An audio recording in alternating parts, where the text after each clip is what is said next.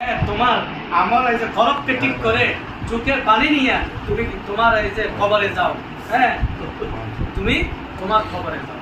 এই যে খরব ঠিক করা ছাড়া তোমার এই যে আমল চোখের পানি নেওয়া ছাড়া ওই খবরে তুমি যাই, ওই খবরে তুমি এদের দরদি কথাগুলো আপনারা শুধু একমাত্র এই আল্লাহর বান্দাদেরকে আল্লাহর সাথে সম্পর্ক করে দেওয়ার জন্য প্রথম উদ্বোধনের মাহফিলে বলে ইন্নামাল আমাল বিনিয়াত।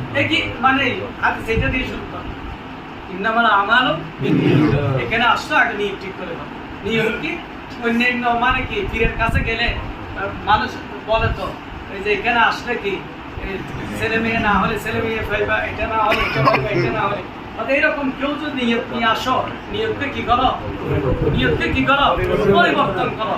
এখানে শুধু মাহফিল করা হয়েছে একমাত্র বান্দার সাথে আল্লাহর সাথে কি করে দেওয়ার জন্য, সম্পর্ক করে দেওয়ার জন্য, আল্লাহর সাথে পরিচয় করিয়ে দেওয়ার জন্য। একটিকে হালকা জিকির আপনাদেরকে আজকে এখানে আনা, তার উদ্দেশ্য একটাই, আপনাদের সাথে আল্লাহর সাথে কি করে দেওয়া পরিচয়।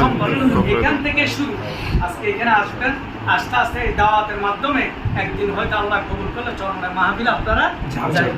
কথা বুঝে আসছে তো? এখন প্রায় সেহরির সময় কাছে যাচ্ছে একেবারে। তো যেটা বলতে চাইছিলাম, আল্লাহ তাআলা বলতেছে রমজানের মাধ্যমে লাআল্লাকুম তাত্তাকুন, লাআল্লাকুম তাত্তাকুন, এই যে কি তাকওয়া। তো বলতেছিলাম রমজান কার হুকুম? রমজান কার হুকুম? এই যে সেহরি এই সময় থেকে সূর্য ডুবা পর্যন্ত, আবার কি সূর্য উদিত হওয়া থেকে মানে যে সময় নির্ধারণ করা হয়েছে সূর্য ডুবা পর্যন্ত, এই যে আমরা যা কিছু বিরত থাকতেছি কার হুকুমে? আল্লাহর হুকুমে।